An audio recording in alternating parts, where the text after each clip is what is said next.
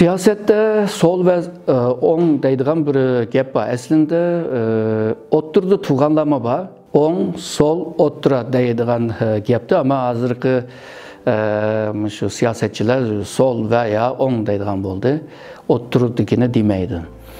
Bu kelime nereden çıktı degan vaqtida şu Fransiya inqilobidan keyin meclisde o'tirgan kishilar bilan münasebetlik. Misalga Fransiya'nınki şu padişahlıkka, konu tüzümge, ondan keyin şu mevcudiyetinin devam kılışıga töpü koşkan yaki bunu kollaganlar, bular oң tarafta o'tirgan, meclisinin oң tarafta.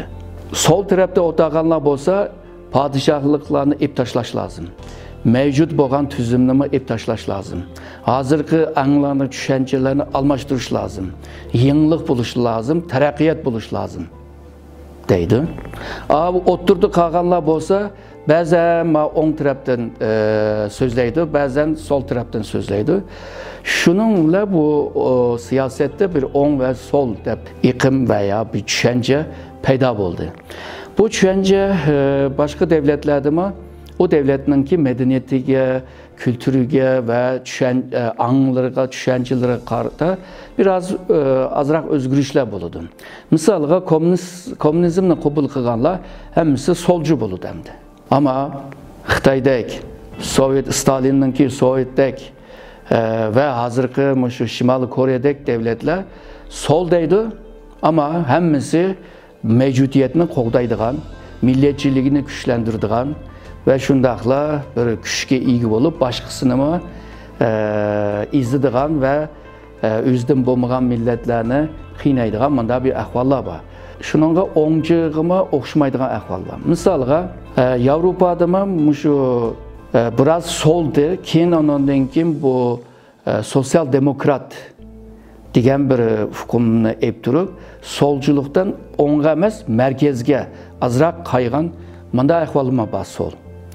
Misalga Türkiye'de oң parti, sol parti var, ama sol parti şu Atatürk'ün kurgan partisi bo'lg'achqa, bularmi şu mevcudiyetini qo'g'daydigan tarafim bor. Bularninki milliyetçilikni qo'g'daydigan tarafim bor. O'ngchi deganlarda mutlaka şu devlet yaşaydı, devletni yaşıg'izmiz, devlet nim bo'lsa beshig'i nim kun kelsin, biz o'zimizni qurban qilib, şu devletni qo'g'dab qolamiz deydigan gruplar.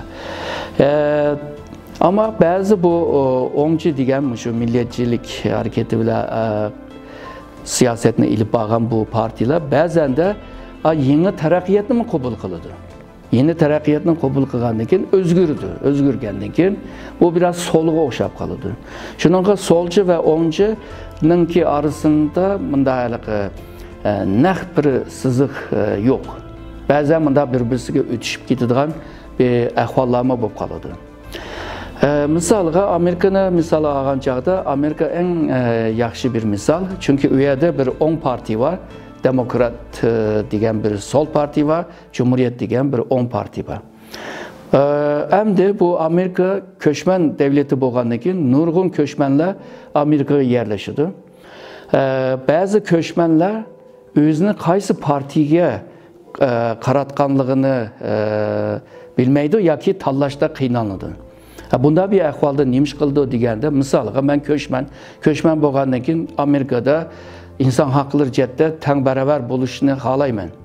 Hem de bu aciz milletlerge ya da terakki bo'lmagan joydagi milletlerge ko'ngil bölüş ve ularni terakki qildirish siyasetini ilib borgan partiga yaqin bo'laman deydi. Bu partilarning ko'pi şu nima? Demokrat partisi. Misalga şu Yahudilar, Amerikada Yahudilar xili bor. Yahudilarning ko'pi demokratlarga ovoz berdi. Halbuki Amerika'nınki cumhuriyetçiler İsrail devletini qo'g'daydi. Bir yerde bir zıtlık, bir ahval var. Bunun sebebi demokratlar şu köşmenlerge ko'ngil bo'ladigan, aciz qolgan milletlerini terakki qildirgan, ularni kuchlantirgan siyosati bo'lg'achqa. Yig'ib kelgan chog'da her devlette bu o'ngchi, solchi biraz farklı. O'ngchi degan chog'da muhofazakor bo'ladi. solcu degan vaqtida yenilikni yaratish va taraqqiyotga ahamiyat berdi. Muhitga, insonlarga ahamiyat berdi.